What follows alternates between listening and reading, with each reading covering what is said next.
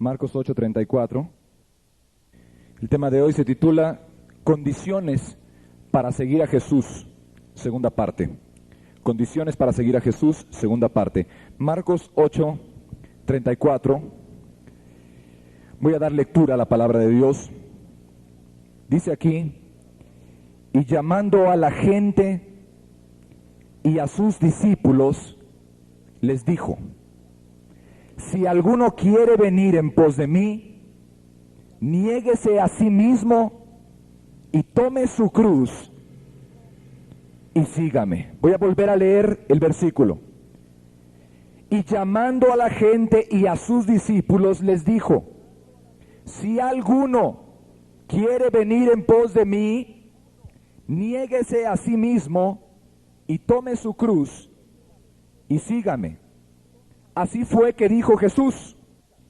El domingo pasado estuvimos estudiando aquí que Dios ha puesto condiciones para poder seguir a Cristo y ser su discípulo. Dios ha puesto condiciones, Dios. Ahora eso es un contraste con lo que las diferentes religiones hacen hoy en día, porque las religiones de los hombres ponen y te dicen sus condiciones para seguir a Jesús. Ellos tienen sus condiciones. Por ejemplo, acepta a Cristo con una oración y después vive como tú quieras. Esa es una condición, pero esa es una condición que no está en la Escritura y que han inventado los hombres. Otros tienen una proposición diferente. Por ejemplo, dicen: acércate a Jesús para que te prospere económicamente. Pero así tampoco dice la palabra. Inclusive algunos te dicen: hazte miembro de mi religión y después diezmas y ofrendas, te sientas y ya tienes la oportunidad de seguir a Jesús. Los testigos de Jehová vienen a la mente, los mormones y algunas denominaciones evangélicas también le dicen a la gente: hazte miembro de mi religión y ya es todo. Sin embargo, la Biblia es muy clara. Dios tiene sus condiciones y sus condiciones están claramente expresadas en ese texto que acabamos de ver, Marcos 8:34. Son dos las condiciones de Dios. Uno, niégate a ti mismo, y dos, toma tu cruz. Y cuando esto está firmado por Jesucristo, la boca de Dios ya ha hablado. Nadie, ni convertido ni inconverso, puede seguir a Jesús si no toma en cuenta esas dos condiciones absolutas. La semana pasada aprendimos cuál es la primera condición, que en resumen es negarte a ti mismo. ¿Pero negarte qué? Si ustedes recuerdan, número uno, satisfacer las pasiones carnales. Tienes que negarte el satisfacer las pasiones de tu carne. Te tienes que negar. Aprendimos también la semana pasada que todos los seres humanos tenemos una voluntad. O sea que elegimos, decidimos, escogemos obedecer los deseos carnales o no obedecerlos. Y eso es asunto nuestro. En segundo lugar, vimos la semana pasada que hay que negar también los deseos mundanos. Usted recordará que vimos el que dirán, las metas equivocadas, los deseos desmedidos de éxito y de ser considerado popular ante los ojos de una sociedad corrupta como en la que vivimos. Todos esos son deseos mundanos, la vanidad, la vanagloria, el ser manipulado por nuestro medio ambiente. Así lo dice la palabra de Dios en Tito capítulo 2. Y una tercera cosa que estudiamos hace 8 días, que debemos negarnos a nosotros mismos, es inclusive cosas que son legítimas.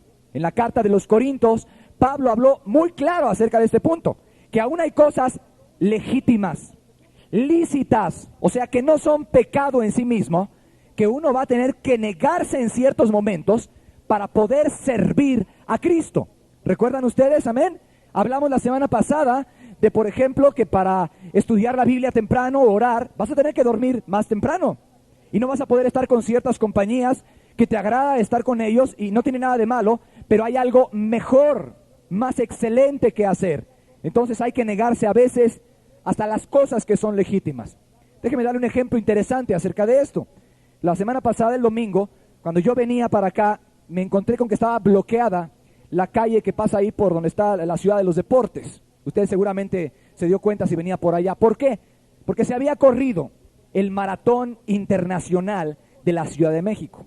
El domingo pasado se llevó a cabo ese evento aquí. Y después yo me enteré que una de las corredoras que ganó, la corredora que ganó la prueba de mujeres, estuvo 12 meses entrenándose y preparándose allá arriba en el Nevado de Toluca, solamente para poder llevarse esa presea, esa medalla que le iban a dar, para poder ser reconocida mundialmente como la ganadora de un maratón de talla internacional. Ahora piense bien, 12 meses estuvo allá esa mujer, una mujer joven relativamente, en el Nevado de Toluca. Las temperaturas son frías, no vio a su familia. Decía el reportaje que solamente ella bajaba cada fin de semana a ver a su familia. Sola por allá, esfuerzos, se negó. Y se negó muchas cosas, inclusive legítimas, como la compañía de su familia, que ella seguramente estima, o de sus hijos si es que los tiene, o no sé, o el comer ciertos alimentos, porque ella se privó, se negó a sí misma con tal de ganar ese maratón de la Ciudad de México. Ahora, se negó a sí misma, como dice la Escritura, cada día, no solamente un día, sino durante el espacio de 12 largos meses con sus noches, ella estuvo practicando la abnegación, la abstinencia. ¿Y eso qué nos enseña a nosotros? Que el hombre tiene una voluntad, el hombre decide para qué cosa la usa para negarse. Pero es una mentira gigantesca que las personas todavía hoy en día estén diciendo que uno no se puede negar a sí mismo.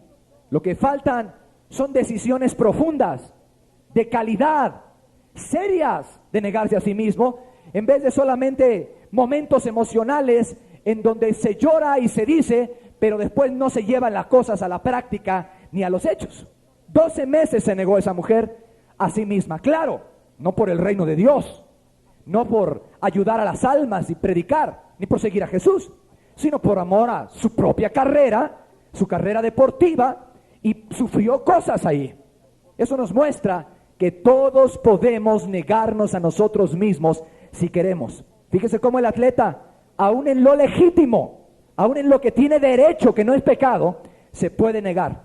Entonces son 3 tipos de abnegación, de negarse uno mismo, lo que pide el Señor Jesús a los que quieran seguir como primera condición, y lo quiero remarcar para pasar al siguiente punto. Son 3 cosas: negar los deseos carnales que batallan contra el alma, como dice Primera de Pedro, y tú escoges. Y después negar los deseos mundanos, como dice Tito en el capítulo 2, en esa epístola. Y después también negarte, como dice Corintios, aún las cosas que te son lícitas y legítimas, cuando hay un bien más excelente que perseguir. ¿Cuántos dicen amén? Primera condición, primera apenas, todavía no hemos entrado a la segunda, que es la cruz que vamos a ver hoy. Y cuando empezamos a hablar de eso, la gente se asusta, ¿cierto o no es cierto? La gente se preocupa, la gente se angustia, la gente empieza a protestar dentro de su conciencia. No, está muy duro, está muy difícil, es demasiado, es muy estricto. ¿Por qué? Porque en la escuela dominical de su secta o de su denominación no le enseñaron la palabra de Dios, le enseñaron el camino del placer, le enseñaron el camino del hedonismo, que eran los epicúreos griegos que vivían para el placer, y le dijeron las promesas, y a veces torcidas, pero no le dijeron las condiciones de ser un discípulo y un seguidor del Señor Jesucristo. Y ahora yo quiero enfatizar que Cristo, aquí en Marcos 8, vuelve a poner por favor, dijo las siguientes palabras a sus discípulos, bájalo, y a toda la gente, a sus discípulos y a la gente, llamando a la gente y a sus discípulos, dice la Escritura. O sea que eran condiciones para cualquiera. Estaban sus discípulos que ya estaban convertidos, se los recordaron. Y ustedes discípulos se los recordamos el día de hoy, lo que se requiere para seguir a Jesús. Pero no solo a él, a todos los demás que estaban por allá, también se los dijo que no estaban todavía convertidos. Estas son las condiciones para poder ser un verdadero discípulo y seguidor del Señor. Puedes quitarlo. Pero hoy vamos a entrar a la segunda condición para seguir a Jesús, que no es lo mismo que la primera. Porque a veces confundimos negarse a uno mismo con tomar la cruz. Y bueno, es confusión, a veces ignorancia, falta de estudio, lo que sea. Pero seamos claros, son 2 cosas diferentes. Una cosa es negarte a ti mismo, y otra cosa muy distinta, como lo vamos a ver hoy, es que tú aprendas a tomar tu cruz. 2 cosas separadas, y las 2 condiciones tienen que ser cumplidas. Primeramente quiero explicar ¿qué cosa no es tomar la cruz? Porque hay muchas ideas erróneas acerca de esto. ¿Qué cosa no es tomar la cruz? Uno, no es aguantar a tu marido o a tu esposa si tiene mal genio o hábitos que te disgustan a ti. Porque luego andan por ahí señoras diciendo, es que mi marido es mi cruz, o es que estoy tomando mi cruz. Eso no es la cruz, a eso no se refería Cristo para nada. Tampoco es soportar una enfermedad o carencias económicas o los problemas naturales que traen el diario vivir. Ciertamente necesitamos paciencia para enfrentar las dificultades de la vida diaria, para tolerar una enfermedad o lo que sea, pero a eso no se refería Cristo cuando dijo tome su cruz. Tampoco es el aguantar las consecuencias de tus pecados pasados, porque hay personas que pecaron y que después les viene la consecuencia natural porque lo que siembras cosechas. ¿Y qué sucede?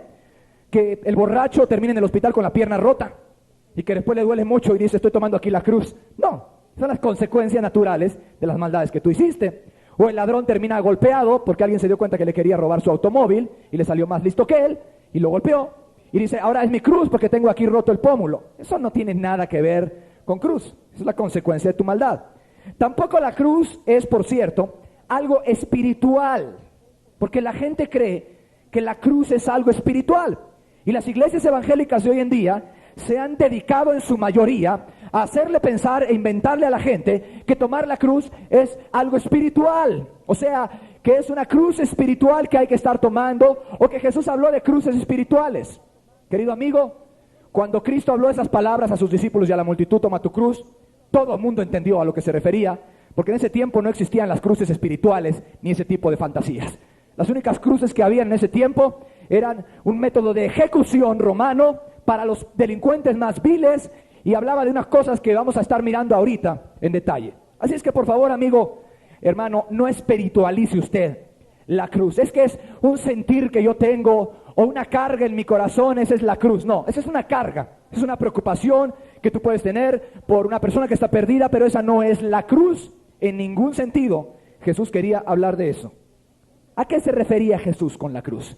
¿Qué cosa es la cruz? Y fíjese que empezamos a hablar de la cruz y empieza a sentirse algo en el ambiente. Los corazones empiezan a decir, espera, ¿cómo que eso de cruces a lo mejor tiene que ver con sufrimiento? Yo no quiero saber mucho de eso, ya tengo demasiados problemas en mi vida.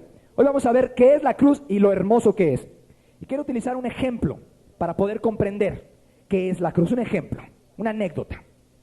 Vamos a suponer que tú te fueras a un largo viaje fuera del país. Y que después de mucho tiempo llegaras de vuelta y habías estado, digamos, allá por la India, en una isla, y no te habías enterado de ninguna noticia de lo que sucedía en tu país. Te viniste por barco, el barco tardó varios meses en llegar, y cuando te das cuenta, es tu primer día de vuelta en el país.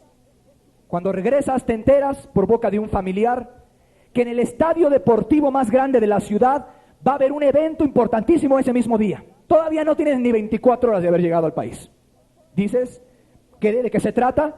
Y te dicen, es importantísimo, por favor, vamos juntos.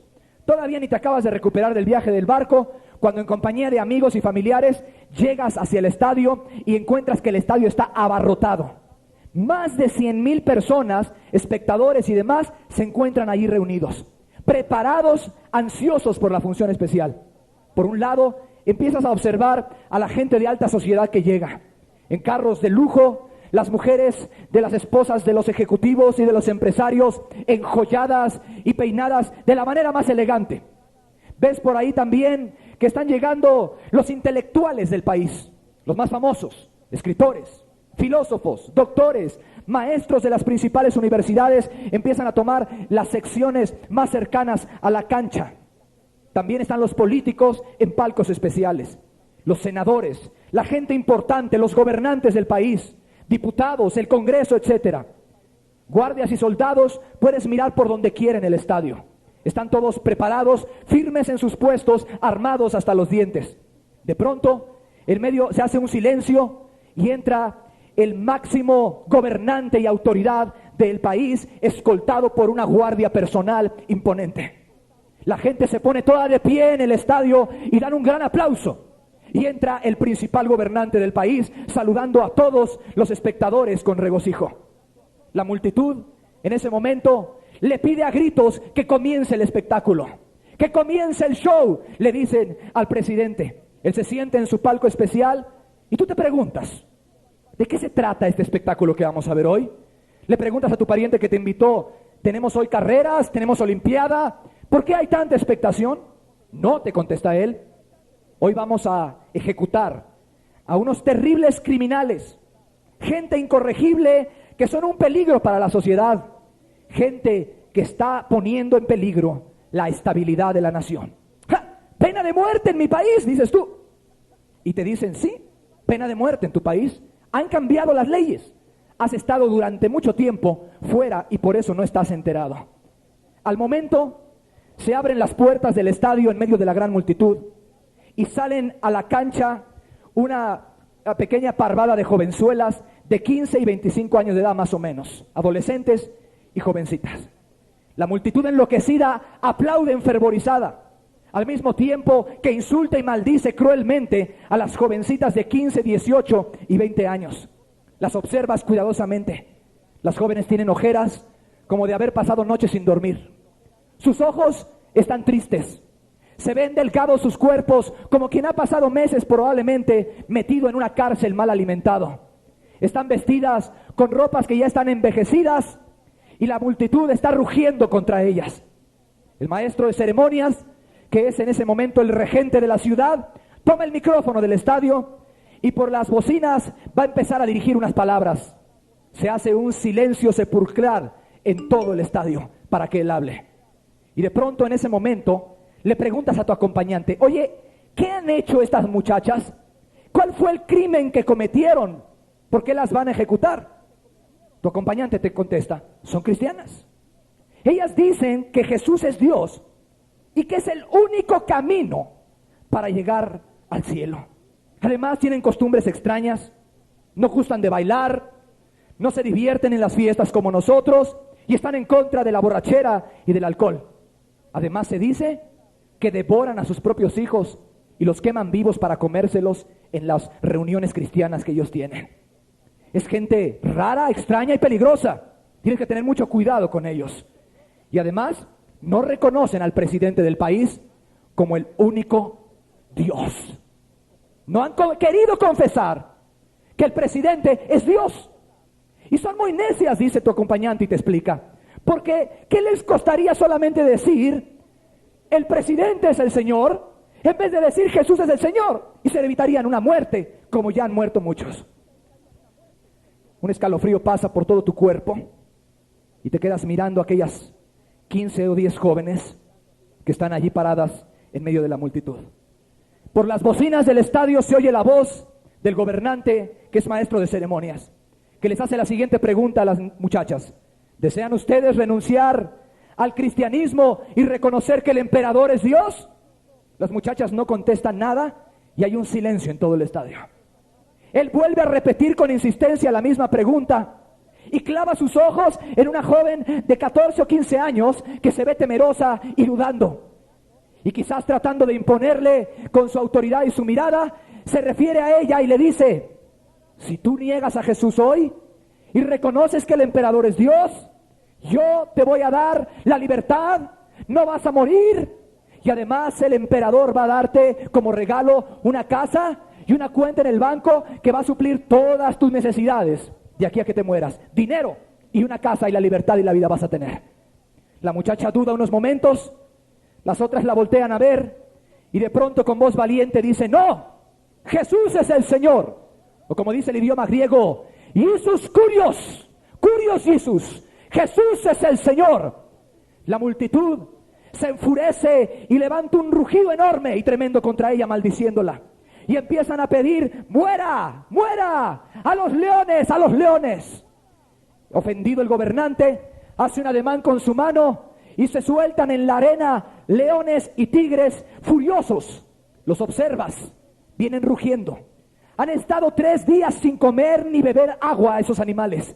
Están vueltos 10 veces más salvajes que en su estado natural. Se azotan contra las paredes del estadio y rugen sacudiendo y cimbrando los cimientos de toda la construcción, ante el aplauso y la mirada complaciente de toda esa multitud. Se empiezan a acercar hacia las muchachas, las cuales se toman de la mano, y empiezan ellas a retroceder, clavada su vista en esos leones. En esos momentos fijas tus ojos en una de ellas y ves cierta tristeza y miedo en su mirada, pero al mismo tiempo ves un brillo y ves una paz que tú piensas que no tendrías quizás si estuvieras en el lugar de ella. Las jóvenes van caminando y retrocediendo y los leones se van acercando hacia ellas. Una de ellas levanta sus ojos al cielo y comienza a cantar un himno que se oye como una voz celestial. En ese momento baja un poco el murmullo de la multitud y tú la puedes escuchar. Y ella está diciendo: solo a Cristo yo me rindo. A nadie más voy a dar mi vida sino a ti, Señor. El león se acerca hacia la muchacha que está entonando el himno, mientras las demás la siguen, y tira un zarpazo enfurecido, y ella por instinto se echa a un lado. Las garras grandes y filosas del león tocan apenas la falda que ella trae, sacando un borbotón de sangre que mancha su piel blanca y desgarrándole el vestido. ¡Ah!, dice la multitud, como sedientos y un poco decepcionados de que el león la hubiera atrapado esta vez. Viene de pronto el león, una segunda embestida contra la muchacha. Se trata de mover hacia un lado del estadio y el león se le abalanza encima, y en esta vez sí hace blanco en su presa. Los ojos desorbitados del animal sediento de sangre se clavan en la muchacha, mientras sus mandíbulas comienzan a triturar el hueso fémur del muslo que ella tiene.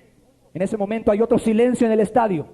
Se puede oír el alarido de la muchacha, el canto de las otras que están al fondo, alejándose de la escena horrorizadas, y cómo los huesos se astillan y se quiebran bajo la poderosa mandíbula de este animal que llaman el rey de la selva. Cuando el animal ha terminado su dentellada, arranca de tajo el muslo de la muchacha. Sale un chorro de sangre de la vena que empapa la arena del estadio, sangre caliente, sangre pegajosa. Y ella todavía puede, antes de desmayarse, mirar cómo se aleja ese león, agarrando una pierna de ella para engullírsela y llenar su vientre con la propia carne de ella.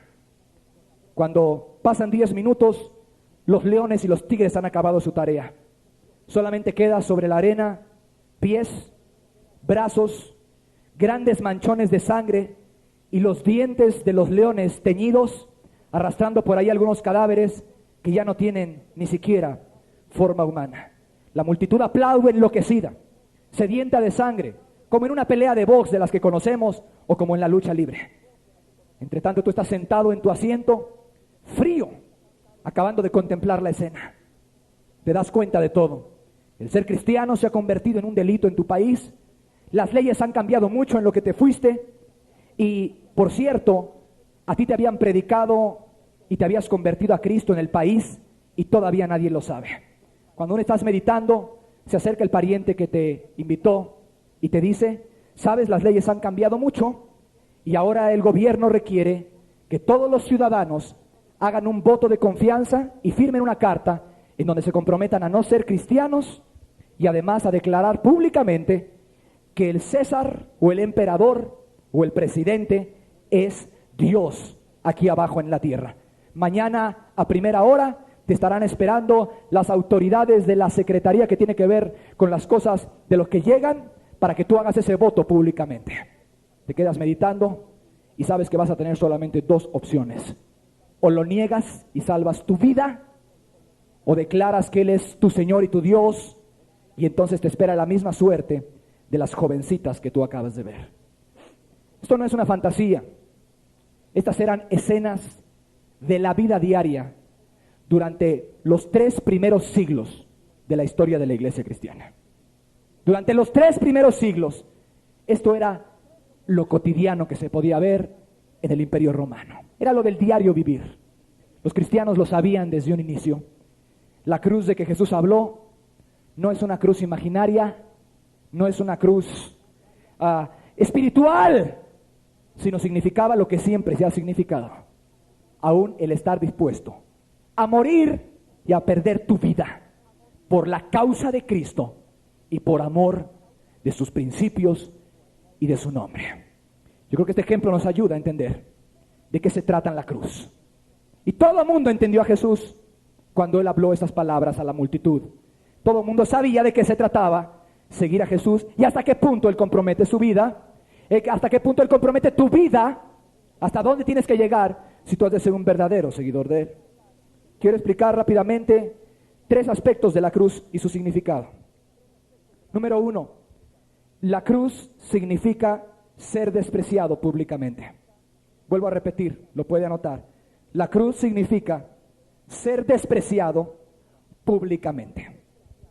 2, la cruz significa sufrimiento físico y mental. Y número 3, la cruz significa muerte. Muerte de tu cuerpo, de eso que puedes tocar. No morir a ti mismo ni esas cosas. Muerte de tu cuerpo. Voy a explicar rápidamente cada uno de esos aspectos de la cruz. El primer punto significa ser despreciado públicamente. También oprobio, vergüenza, vituperio público. Ser tenido como lo peor de lo peor. Y déjame explicarte por qué digo esto. Cuando Jesús está hablándole a la multitud allá en Jerusalén, y le dice que quiera seguir en pos de mí, niéguese a sí mismo y tome su cruz. Todo el mundo le comprende, porque la cruz en ese entonces era un instrumento de muerte para los peores criminales. No había cruces que se cuelga la gente aquí de adorno y que las llenan de diamantes y joyas como si fuera un chiste, el instrumento en que mataron a Jesús. No había eso. Todo el mundo lo entendió. Dijeron, espérame, es demasiado fuerte. ¿Por qué? Porque la cruz era, vamos a decir, aquí en nuestra sociedad no existe la pena de muerte, pero sí existe la cárcel.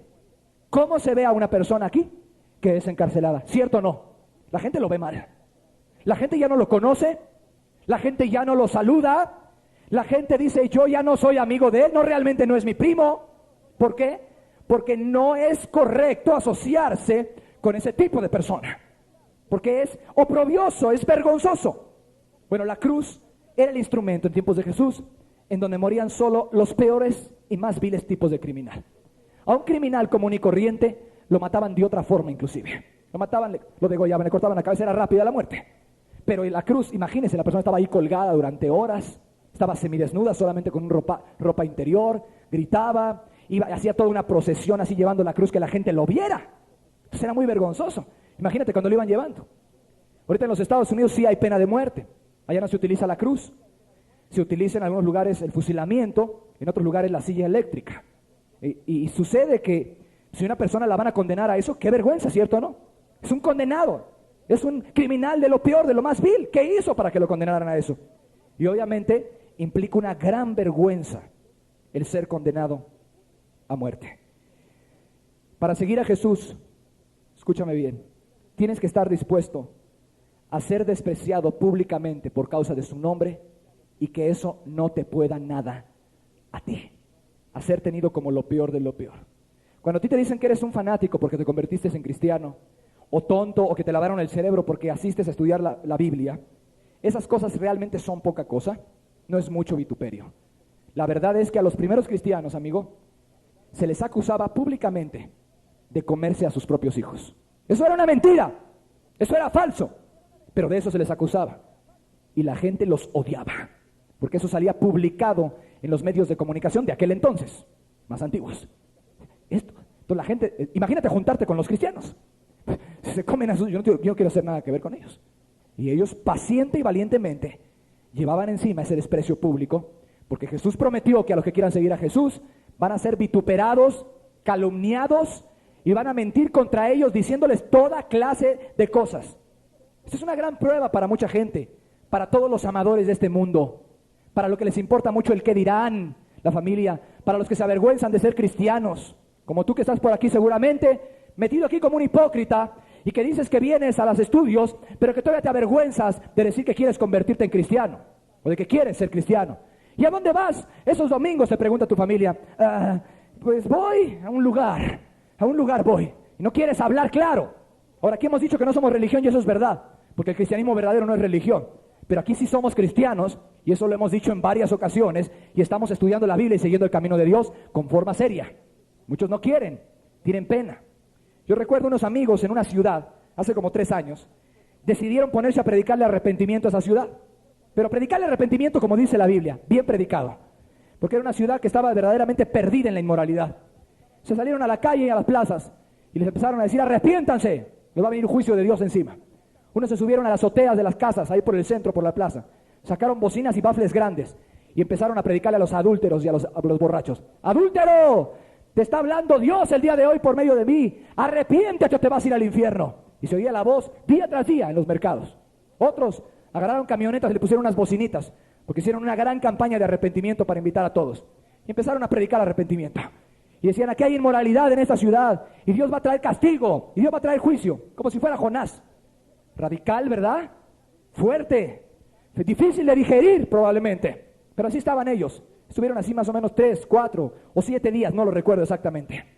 La prensa se enojó, las iglesias se enojaron, el cura se enojó porque era homosexual, y ellos salieron a la calle a decirle a todo el pueblo que era homosexual. ¿Cómo puedes creer en un cura que es homosexual? Y tú lo sabes, y todo el pueblo sabía que era homosexual. Seducía a los muchachitos ahí en la plaza y los levantaba, eso era un escándalo público. Y la gente se enojó mucho, y se unió la iglesia católica, y se unieron los pastores de Babilonia de los grupos de prosperidad, y los evangélicos tibios y cobardes que nunca le habían predicado arrepentimiento a ese pueblo, y la prensa y un hombre que trabajaba en un periódico, y empezaron a sacar, ahí tengo los periódicos guardados, unas calumnias contra los que predicaban arrepentimiento. Y decían, estos grupos de penetradores, de desestabilizadores extranjeros enviados del enemigo para hacer pedazos nuestra ciudad. Estos diabólicos satánicos que están prediciendo el fin del mundo. Nadie estaba prediciendo el fin del mundo. Estaban diciendo que le iba a venir un castigo a esta ciudad. Y les vino como quiera. Porque después de eso les cayó una granizada impresionante de tamaño de limones, los granizos. Y después le vinieron inundaciones y le vinieron plagas y culebras, se metieron en la ciudad y empezaron a matar gente y pasaron un montón de desgracias. O sea que lo que ellos dijeron fue cierto. Y no porque eran profetas, sino porque la Biblia dice que lo que siembras cosechas. Y cuando se ve una ciudad que está pecando mucho, no podemos pensar que Dios le va a traer premios. Era evidente que Dios los iba a juzgar. Estaban violando niños, había cantinas abiertas por donde quiera, prostíbulos, maldad, asesinatos, a machetazos. Era increíble lo que pasaba en esa ciudad.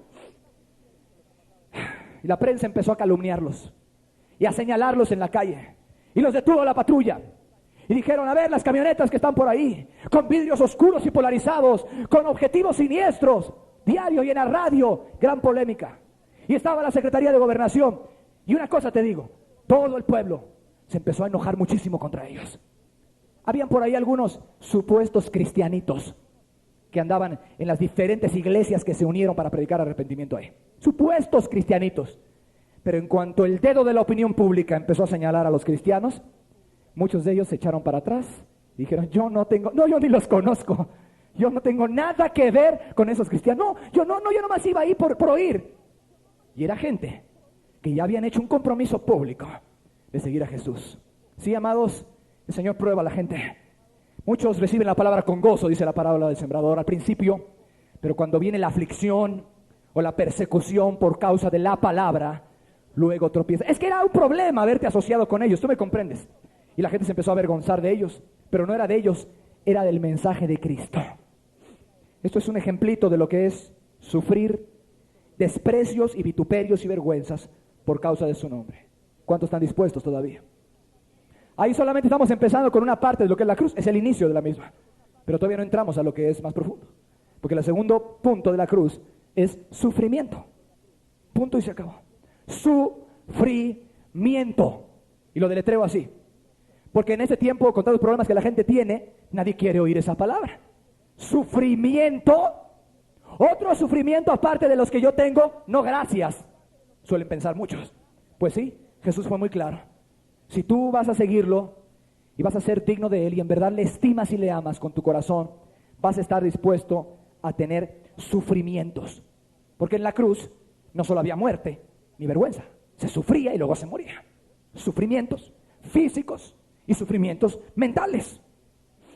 Podía haber golpes para el crucificado, palizas, perder su libertad obviamente, cárceles, y a todos estos tipos de sufrimiento se refiere la palabra de Dios. Cárcel, perder tu libertad. Un cristiano debe de estar dispuesto aún a ser golpeado, a recibir palizas y a perder su libertad si fuere necesario por confesar que es cristiano, o por pararte por algún principio cristiano, o por predicar su evangelio. Actualmente hay mucha gente en cárceles por ser cristiano en el mundo que están sufriendo. Muchos.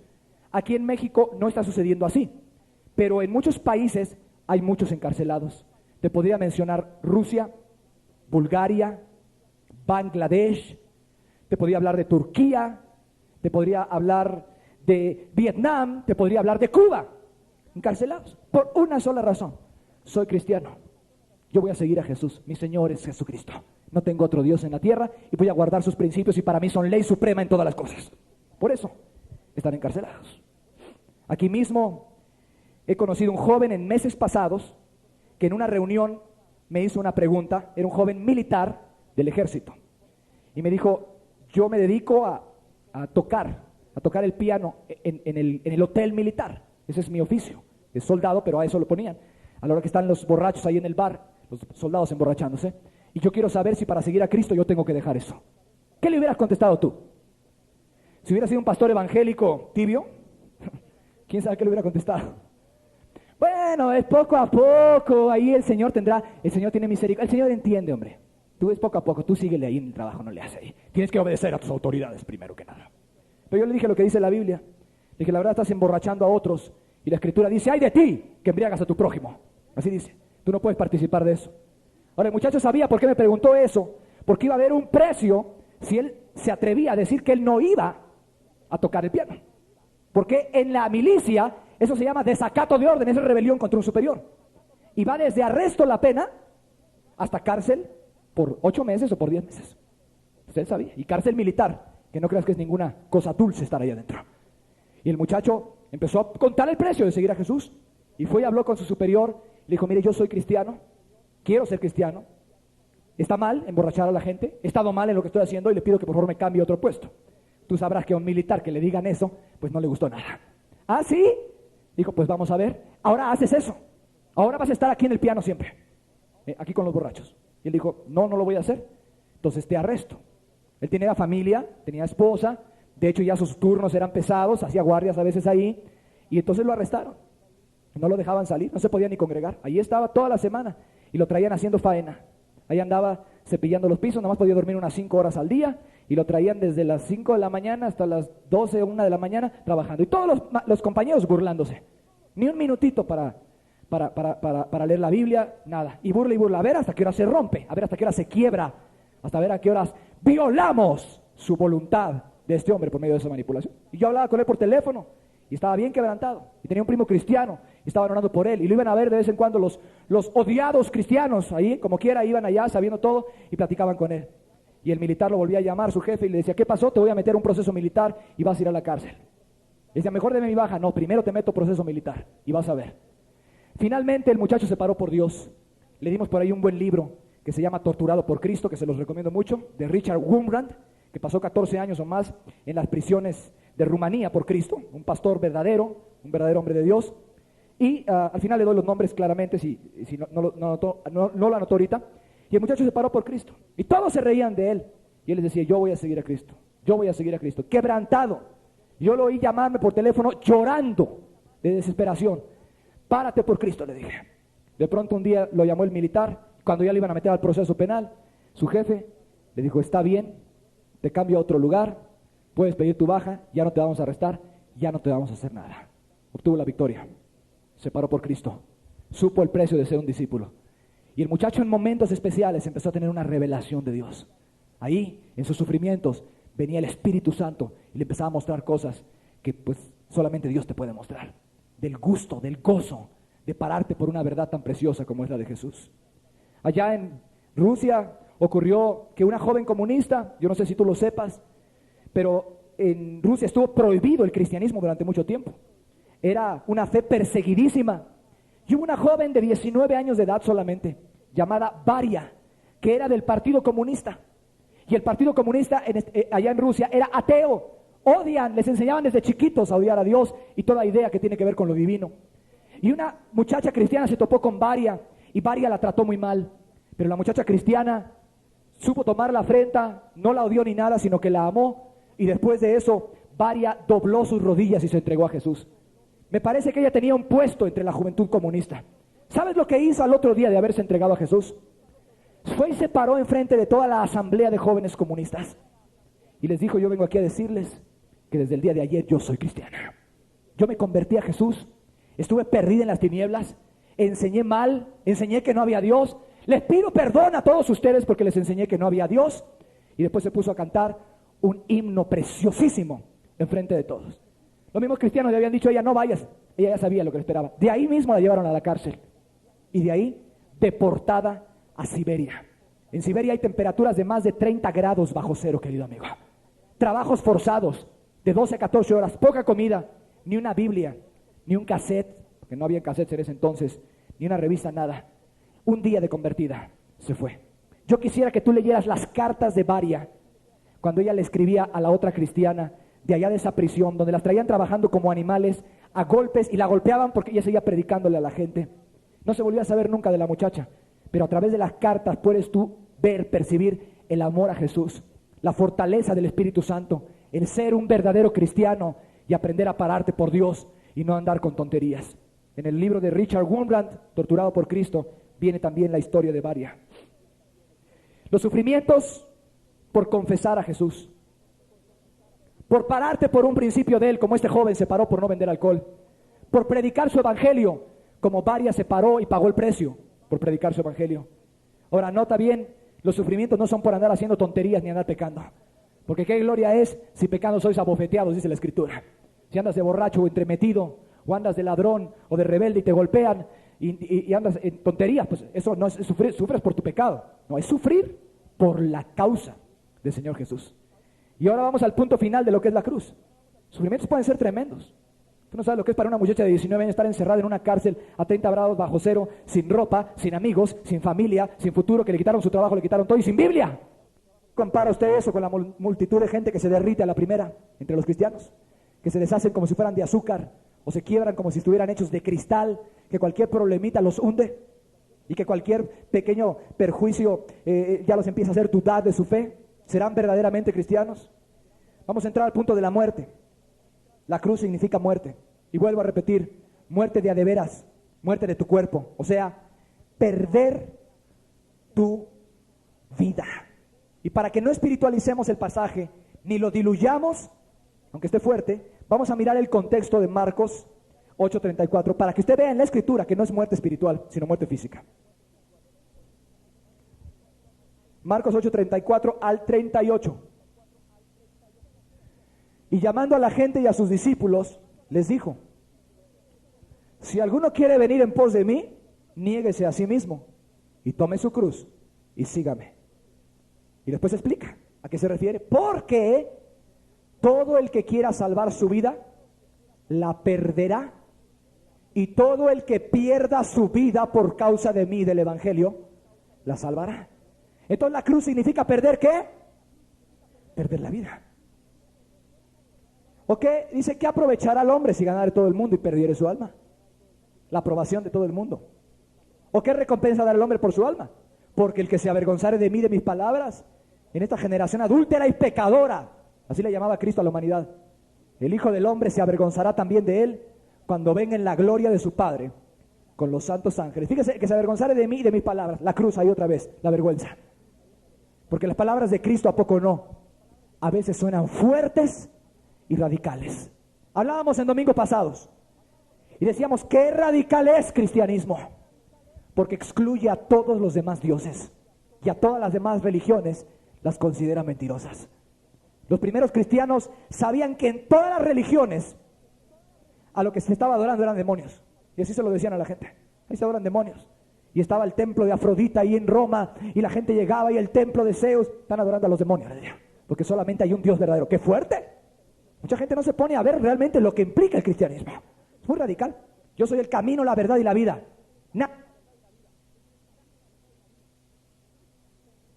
Fucio, todos los demás. Está descartado Mahoma también, todos, porque Jesús es muy radical. Pero entonces cuando alguien te pregunta, oye, ¿de veras tú crees que el único camino es Cristo?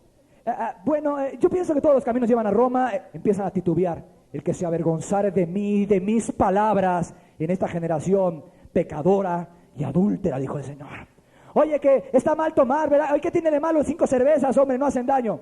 El que se avergonzare de mí y de mis palabras, en esta generación adúltera. Ahora, cuando la Biblia habla entonces de cruz, habla principalmente de perder tu vida, de que tú estés dispuesto, si fuere necesario, de perder tu vida, de que tú estés dispuesto, si fuere necesario, a perder tu misma vida, que es lo que la gente más quiere, por causa de seguir al Señor Jesucristo. Ahora bien, para que no se malentienda, esto no quiere decir que tú andes buscando que te maten. Eso se llama tentar a Dios, se llama imprudencia. O que te guste la muerte. Solo un loco, un suicida, un enfermo, le gusta la muerte en sí misma. Sino que tú estés dispuesto a aún enfrentar eso, que la gente de veras le teme tanto a la muerte. Porque mira, amigo, hombres de veras tremendos que se veían de una fortaleza grande y de mucho carácter, recios, generales. Yo les he comentado sobre eso. A la hora que los iban a matar se hincaron a pedir que les perdonaran la vida. Que la muerte es algo muy tremendo. La muerte es algo muy fuerte. Lo único que tienes es esta vida, ¿cierto o no es cierto? Todo lo que vemos es esta vida. La muerte es tremenda, por eso la humanidad pelea contra la muerte siempre. Vacunas, campañas de salud, hospital, la muerte horroriza. Vayas a ver un funeral, la gente está horrorizada por la muerte. El pensamiento que te mueras o que se muera alguien que quieres es tremendo. Bueno, pues fíjate cómo Jesús es más tremendo que la muerte. Y el amor a Él vence aún la muerte. Por eso dice la Escritura: ¿dónde está, oh muerte, tu aguijón? ¿Dónde, oh sepulcro, tu victoria? ¿Para quién? Para aquellos que aman suficiente a Jesús, para aún estar dispuestos a eso, para seguirlo a Él. Déjame contarte acerca de Policarpo para que veas que no hay que buscar la muerte, sino que a veces llegará por causa de Cristo y tú no sabes si va a llegar o no. Y por eso Dios te requiere, una decisión de una vez por todas firme, para que no seas de los que al rato anden negando a Jesús. Policarpo era un anciano de 86, 87 años más o menos, hace muchos cientos de años. Él fue discipulado por Juan, el apóstol, el que escribió Apocalipsis y el Evangelio de Juan. Fue su discípulo. Y él era un líder de la iglesia en aquel entonces, y de pronto decidieron buscarlo. Claro, él se fue, él huyó, estuvo bien. Pero finalmente los soldados romanos lo encontraron y lo trajeron a un estadio como el que te acabo de platicar, lleno de personas sedientas de sangre que odiaban el cristianismo romano. Y estaba ahí el cónsul, el magistrado, y le dijo: tú eres cristiano, Policarpo, todo el mundo sabe que tú eres un maestro. Yo te doy dos opciones: niega a Jesús aquí públicamente enfrente de toda la multitud, o te vamos a matar, te vamos a quemar vivo. Policarpo dijo: 86 años le he servido y ningún mal me ha hecho, ¿por qué le voy a negar ahorita? Y le empezaron a tratar de convencer, y le decía: ándale, dile a la multitud ya, nada más di, el César, Jesús no es el Señor, viva el César. No, lo quemaron vivo. Se paró por su decisión. Vivió hasta la muerte su testimonio público. Se paró por la verdad, era un anciano, le decían: ten misericordia de ti, hombre, ya estás viejito, ya, hombre, sal del apuro, niega y ya. No, porque al haber negado él, muchos hubieran caído alrededor de él, y además hubiera negado a aquel que murió por él en una cruz. Yo no sé si te suene muy fuerte o no, si te suene rara esta enseñanza, y esto será porque el cristianismo actual no está enseñando la cruz. Antes era lo normal en la iglesia. En los primeros siglos del cristianismo, la cruz significaba llegar a morir por tu Señor. Ser un hombre de principios, de convicciones, de decisiones, radical, que de veras amaras con todo el corazón a tu Señor. Antes de bautizarlos, dice una anécdota, a los primeros cristianos, en Roma, cuando estaba la gran persecución, los creyentes tuvieron que ir a vivir en catacumbas, como si fueran topos, ratas. Vivían en cuevas que ellos excavaron con sus propias manos. No podían salir a la superficie porque los mataban. Eran decenas y miles muertos, cientos, 500 a veces juntos, con los leones, con espadas. Los crucificaban, los arrastraban con caballos, los hacían pedazos. Y cuando alguien se quería bautizar, lo llevaban a las catacumbas, a donde estaban las tumbas de los que habían muerto mártires. Y pasaban así: ¿tú te quieres bautizar? ¿Tú quieres ser cristiano? Mira, pásale por aquí. Y empezaban a recorrer toda la catacumba y encontraban de pronto un sepulcro aquí. Y estaba una lápida, y ahí en la lápida siempre decía algo: aquí descansa en paz Severiano. Murió a los 17 años en la estaca o en la cruz, crucificado por su fe. Cristo está con él en la gloria. Y después le llevaron: mira, este de aquí, esta es una joven, tenía 18 años, fue decapitada por seguir a Cristo. Y después continuaban, y así le iban mostrando uno por uno todos los que habían muerto por la fe. Dijeron: ¿tú te quieres bautizar? ¿Tú quieres ser cristiano? Te estamos mostrando lo que cuesta ser cristiano, y tú te estás comprometiendo a pagar el precio que Jesús puso desde inicio. Y entonces la gente decidía si se bautizaba o no. Ellos solamente bautizaban a aquel dispuesto a realmente dar su vida por Jesús. Bueno, esto era tan fuerte, el martirio tan normal entre los cristianos, que había jóvenes de 17 años que había que estarlos deteniendo, porque a veces ellos querían ir a que los mataran cuando empezaban las persecuciones. Eso sucedió, por ejemplo, con Orígenes, quien llegó a ser después un predicador muy usado por Dios. A su padre lo apresaron por ser cristiano y lo mataron. Y el día que lo iban a ejecutar, el muchacho de 17 años le dijo a la mamá: yo ahorita voy allá y le voy a decir unas cuantas cosas al emperador para provocarlo, porque yo también quiero morir por Cristo. La mamá le tuvo que esconder la ropa ese día para que el muchacho no se pudiera ir por la calle y que fuera a morir. Creció, vivió muchos años, aprendió que tampoco hay que andar coqueteando con la muerte y también fue torturado por causa del Señor cuando ya era mayor. Esto era normal. Inclusive se llegó a decir que la sangre de la iglesia era la semilla de la iglesia. Entre más mataban, más se multiplicaban. A veces estaban matando a un cristiano o a una muchacha como la que te comenté en la anécdota del principio, en la historia esa que pusimos imaginaria, ¿sí? Ahí iban a matar a una muchacha y la mataban y de pronto gente veía la muerte de la muchacha así, en paz, invocando el nombre de Cristo y se convertían en el mismo estadio. Hubo grandes hombres de Dios, gobernantes, soldados, jefes romanos, que al ver eso decían, yo quiero eso, porque eso que te hace ir a la muerte con paz y eso que te hace amar tanto a alguien, es que esa gente tiene algo que nosotros no tenemos, porque el hombre siempre le anda huyendo a la muerte. Y se entregaban ahí mismo, en las sillas de los estadios a Jesús, y luego eran perseguidos y muertos también. Todos los apóstoles que escribieron la Biblia y de los que menciona la Escritura, murieron mártires, menos uno. Y hoy en día mucha gente sigue muriendo por su cristianismo. Muchas están muriendo. Yo quiero darte un ejemplo de gente actualmente que muere por su fe. Actual, en este mismo siglo, no estamos hablando de hace 2000 años. Te voy a hablar de dos muchachas chinas que fueron atrapadas por los comunistas cuando la revolución comunista triunfó allá en China. Estas muchachas fueron atrapadas junto con su pastor y fueron sentenciadas a morir, a ser fusiladas. Y como ha sucedido en otras ocasiones de la historia de los cristianos, los guardias comunistas, los soldados, se empezaron a burlar y a presionarlos emocionalmente para que renunciaran a su fe. Pero ninguno de ellos, ni el pastor ni las muchachas, se atrevieron a negar a Jesús. Y luego le dijeron al pastor algo. Dijeron, mira pastor, nosotros te vamos a soltar a ti con una condición. Si tú fusilas a las muchachas con tu propia mano, nosotros te vamos a dejar ir a ti. Tú escoges. El hombre aceptó. Le entró el temor hasta los huesos y no se aguantó. Y dijo, está bien, voy a matarlas yo, me van a dejar ir ellos. A sus propias ovejas. Las muchachas estaban en el patio de la cárcel para la ejecución anunciada. Había un preso que fue el que narró la historia, que a través de las rejas vio todo lo sucedido y que estuvo escuchando todo. Él miraba a las muchachas y dice que estaban muy tristes, pero que se veía algo divino alrededor de las dos. Tenían temor humanamente hablando, pero ellas dijeron, hasta la muerte, vamos hasta el final con Cristo. Ellas sabían lo que Jesús dijo. Voy a poner el acetato último. Porque el que se avergonzare de mí y de mis palabras en esta generación, adúltera y pecadora, el Hijo del Hombre se avergonzará también de él cuando venga en la gloria de su Padre con los santos ángeles. ¿Lo niegas? Dice la Escritura. Él también te va a negar para la entrada al reino. Ellas amaban a Jesús. Se decidieron. Llegó el pastor, llegaron las muchachas, escoltado por las guardias, venía el pastor con una pistola en su mano para darle un balazo en la cabeza a cada una de las que habían sido sus ovejas. Las muchachas conversaron entre sí un momento y después, respetuosamente, una se adelantó y le dijeron algo al pastor. Te voy a leer. Antes de ser fusiladas, queremos agradecerte profundamente por lo que tú has significado para nosotros. Nos bautizaste, nos enseñaste el camino de la vida eterna. Tomamos la cena del Señor de tu propia mano, en esa misma mano, en donde ahorita tienes la pistola. Que Dios te recompense por todo el bien que tú nos has hecho. También nos enseñaste que algunas veces los cristianos son débiles y cometen pecados terribles, pero que pueden ser perdonados de nuevo. Cuando lamentes lo que estás a punto de hacer, no te desesperes como Judas, sino arrepiéntete como Pedro. Que Dios te bendiga y recuerda que nuestro último pensamiento no fue uno de indignación contra tu fracaso. Todos pasan por horas de tinieblas, morimos con gratitud. Hicieron una caravana de reverencia y se retiraron. El pastor endureció su corazón, se acercó a las que habían sido sus ovejas y le metió un tiro a cada una de ellas y cayeron muertas. Piensa algo.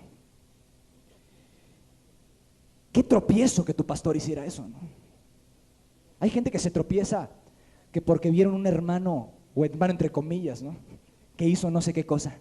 Es que me es tropiezo y por eso yo ya no sigo a Dios. Qué ridículo es tener una falsa fe como la tuya. Ellas tenían la fe puesta en Jesús, en el que murió por ellas en la cruz y lo amaban con todo el corazón. Y decidieron ir hasta el último momento.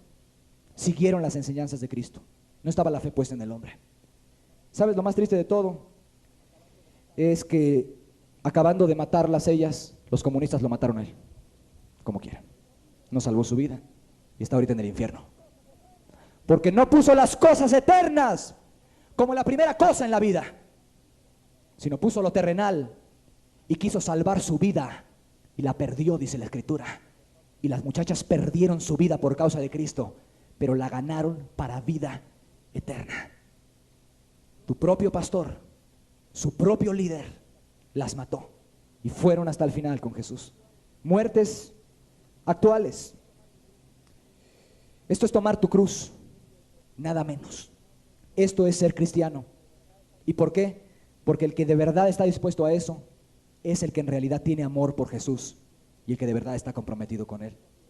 Concluyo dándote algunas consideraciones para meditar, para tomar la cruz. Yo sé que pueden provocar impacto las palabras de Cristo, pero hay que meditar lo siguiente. La cruz se debe de tomar por amor a Jesús. Solo un enamorado, apasionado, está dispuesto a morir por el objeto de su pasión. ¿Es justo que Cristo pida a sus discípulos aun que pongan su vida por Él? Sí, sí es justo, porque Él mismo murió por nosotros en la cruz por amor de nosotros. Además de todo, sabemos que Jesús es Dios hecho carne y Dios es el creador y Él merece aún el sacrificio de nuestra vida porque a Él le pertenece. Esta vida, debes de considerarlo, dura muy poco, como quiera se va a acabar pronto. La eternidad es para siempre, es demasiado larga, dice la Escritura. La Biblia dice que si nosotros lo negáremos, Él también nos negará. Si nosotros, por no tener problemas, por no sufrir, porque no nos critiquen o por parecer raros, o por no querer parecer raros ante los ojos de una generación, repito, como Cristo dijo, adúltera y pecadora, que no tiene ninguna autoridad moral para juzgar lo que es bueno o malo, porque no lo vive. Si nosotros nos acobardamos, la Biblia nos promete que Cristo va a negarnos en aquel día que Él venga. ¿Y sabes qué es negarte? Que va a decir, no te conozco.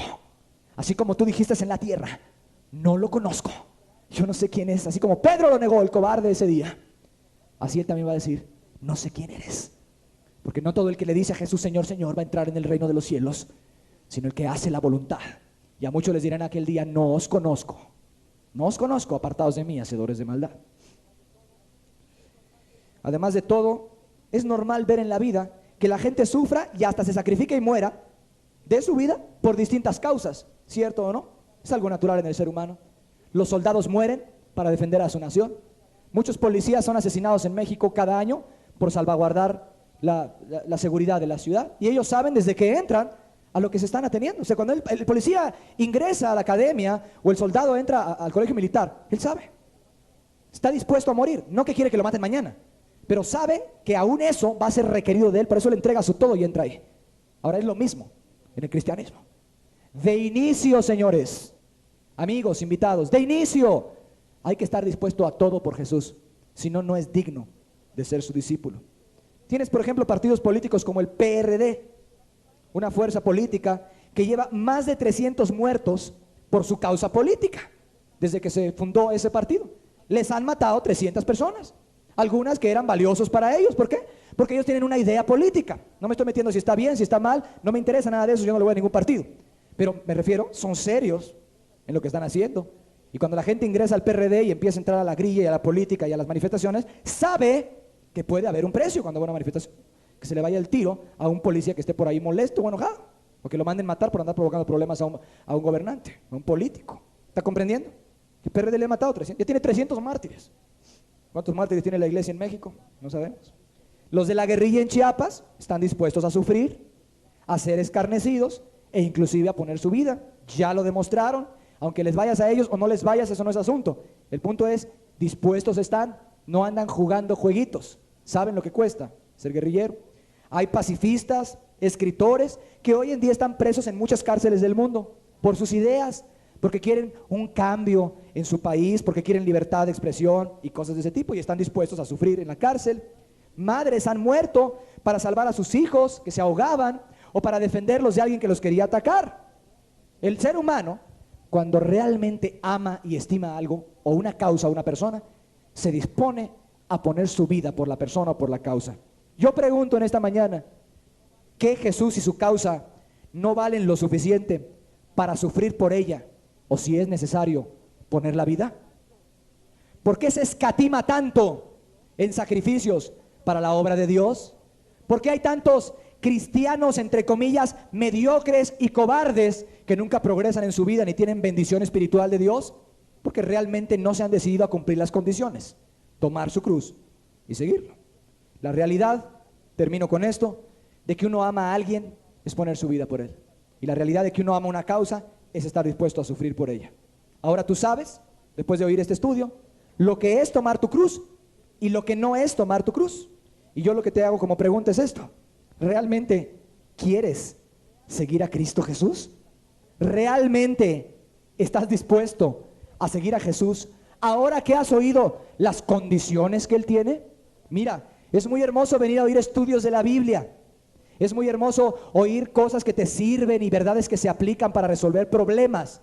Pero la verdad es que eso no va a llevarte a ningún lado si no eres un verdadero seguidor de Jesús. Hoy hay estadios, auditorios llenos de multitudes que ni siquiera entienden los primeros pasos de lo que es el cristianismo.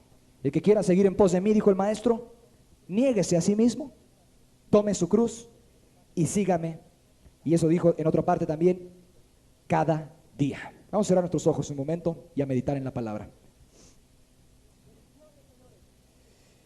Decisiones, señores.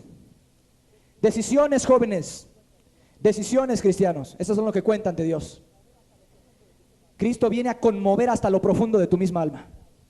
Por ahí andas todavía luchando con un pecado. Es ridículo. Ay, que dejas un pecado que no lo dejas, que te cuesta trabajo, por favor. No has empezado ni a negarte a ti mismo. ¿Qué será? Tomar tu cruz y seguirlo. Por ahí te tropieza que un hermano no te saludó. Qué ridículo. No te saludó. Hubo muchachas que su pastor mismo las ejecutó. Que tenían puesta su mirada en Cristo, no en los hombres. Te avergüenzas, no quieres sufrir críticas, ni que te llamen nombres, ni te pongan apodos de desprecio público.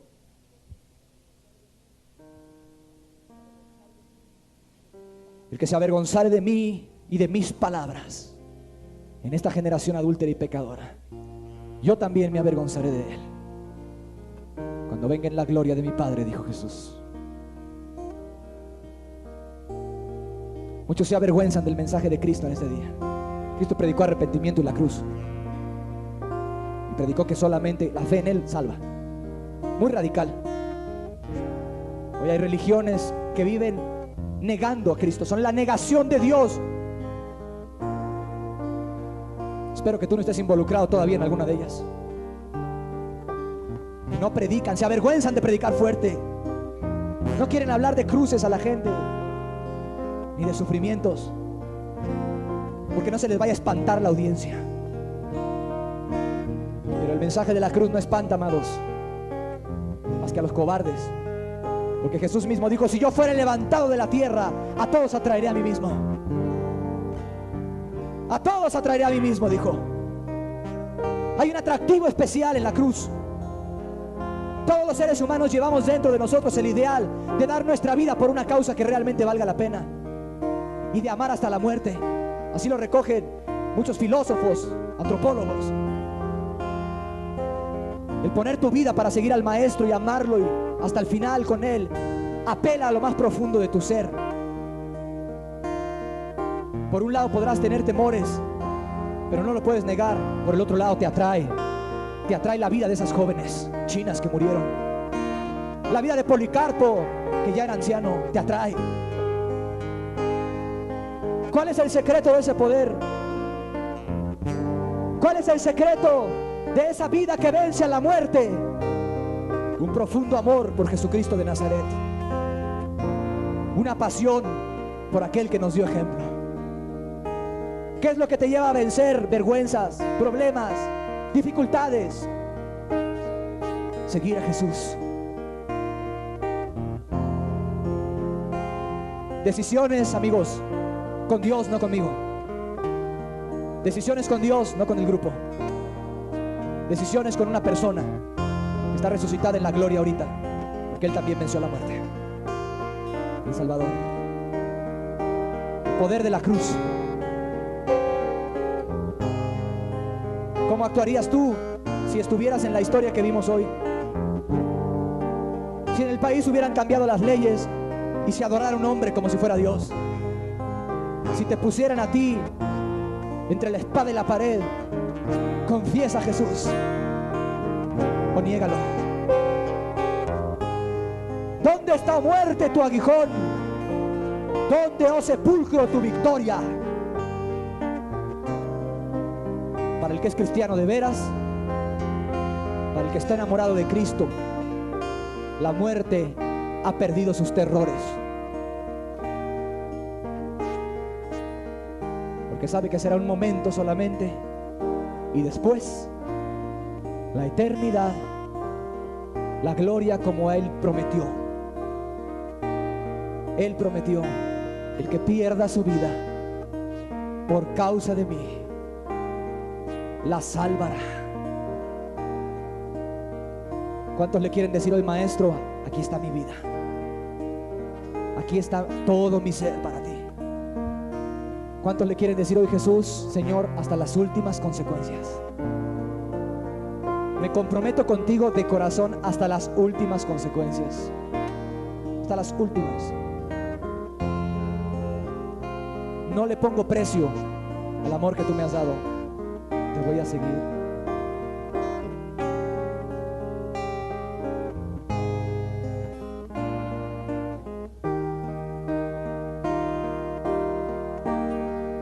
Escucha este canto. Amarte solo a ti, Señor. Amarte solo a ti, Señor. Amarte solo a ti, Señor, y no mirar atrás. Seguir tu caminar, Señor. Seguir sin desmayar, Señor. Postrado ante tu altar, Señor.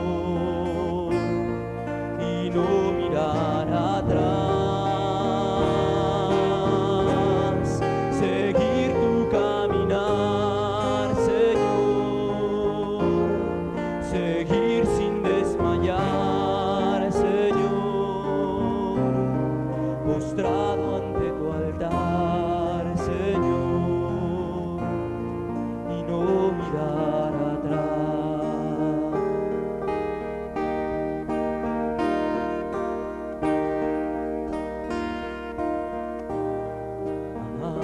Solo a ti, Señor. Seguir las pisadas de Cristo.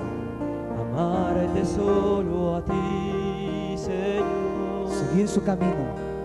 Amarte solo a ti, Señor. Y no mirar atrás. Seguir tu caminar. Seguir tu caminar, Señor. Seguir sin desmayar, Señor, postrado ante tu altar, Señor, y no mirar atrás. Seguir tu caminar, Señor, seguir sin desmayar, Señor, postrado ante tu altar, Señor, y no mirar atrás. Tú conoces hoy las condiciones, las que Dios ha puesto, no las que los hombres han inventado ni las religiones, para seguir a Jesucristo de Nazaret. Amarte solo a ti, Señor. Son decisiones muy serias. Y aquí estamos todos en la presencia del Señor. Está su Espíritu Santo en este lugar. Tú lo sabes. ¿Cuántos sean discípulos o sean gente que quiere ser discípulo?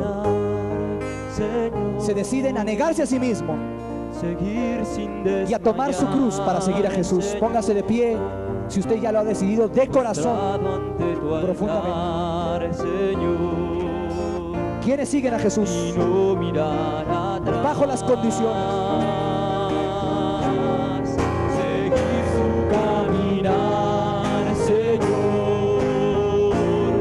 Seguir sin desmayar, Señor. Postrado ante tu altar, Señor. Y no mirar atrás. Seguir tu caminar, Señor. Seguir sin desmayar, Señor. Postrado ante tu altar, Señor. Y no mirar atrás. Amarte solo a ti. Amarte solo a ti, Señor. Amarte solo a ti, Señor. Amarte solo a ti, Señor. Y no mirar atrás. Seguir tu caminar, Señor. Seguir sin desmayar, Señor. Postrado ante tu altar, Señor. Y no mirar atrás. Seguir tu caminar, Señor. Seguir sin desmayar, Señor. Postrado ante tu altar, Señor. Y no mirar atrás. Seguir tu caminar, Señor. Seguir sin desmayar, Señor. Postrado ante tu altar, Señor. Y no mirar atrás.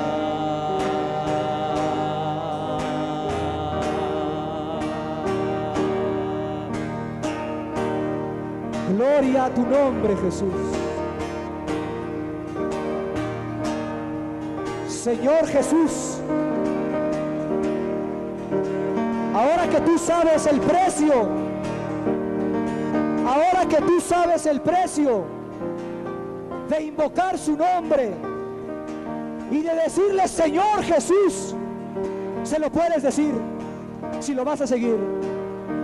Ahora que sabes lo que cuesta, lo que costó llamarle a Jesús Señor, Señor Jesús, invocar su nombre, invocar su nombre, Señor Jesús, porque eso tenía un precio muy alto, la vida misma a veces, por hacer esa confesión.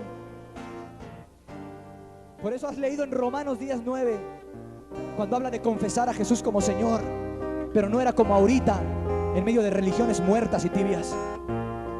Ese era, al confesar, era una persona que estaba arrepentida y dispuesta a todo, que se paraba públicamente cuando todo el mundo decía Señor César, que quiere decir Dios. Señor quiere decir Dios, curios. Así se utiliza para traducir la palabra Dios del hebreo al griego. Dios, amo, soberano absoluto, Señor. Así los romanos decían Señor César y lo adoraban como un Dios, se postraban y le quemaban incienso. Pero el cristiano no. El cristiano decía Señor Jesús. No hay ningún otro Señor, ningún otro Dios, ningún otro Salvador, ni nadie que merezca ese título, sino solamente Cristo Jesús de Nazaret, el que murió en la cruz del Calvario. Solamente Él. Lo confesaban y sabían el precio, para que tú valores lo que es invocar. Solamente invocar, solamente poner en tu boca el precioso y sagrado título y nombre, Señor Jesús. No como muchos lo blasfeman hoy en día, que no están dispuestos a nada por Él, pero sí le piden todo y hasta caprichos y tonterías. Pero Dios está levantando cristianos verdaderos en México. Está levantando un cuerpo de gente muy seria, muy comprometida, muy radical, que de veras quiere seguir al Señor Jesús y va a pagar precio completo por seguirlo y por ver su causa extendida en este país, por ver un avivamiento y el reino de Dios en los corazones de muchas almas salvas. Vamos a tener un momento de oración, de rendición bendita ante Jesucristo, de consagración de la vida, el alma. No tengas miedo, no tengas temor de nada. Jesús te fortalece. Si tú piensas en los momentos difíciles que pueden venir, Jesús fortalece en los momentos de aflicción. Porque Jesús es bueno. Él no es un capataz, un amo duro que pide lo que no es posible. Es un Dios que pide lo posible y además da gracia sobre gracia. Gracia sobre gracia. Favor, poder, bendición. ¿Quién sostuvo a esas dos muchachas chinas al momento del martirio? La mano poderosa, la mano del Salvador. ¿Quién consoló sus corazones cuando todo el mundo estaba en contra de ellas? El Salvador, el que nos prometió: en el mundo tendréis aflicción, pero confiad, yo he vencido al mundo. Él ha vencido al mundo. Él da fuerzas. Él hace valiente al cobarde. Él hace fiero al tímido. Él hace atrevido y osado al callado. A cualquiera. Jóvenes de 15 años, ancianos de 89, de 90, jóvenes como Orígenes, del que les platiqué, osado a los 17 años. Que Dios no hace excepción de personas. Dios da a todos abundantemente y sin reproche.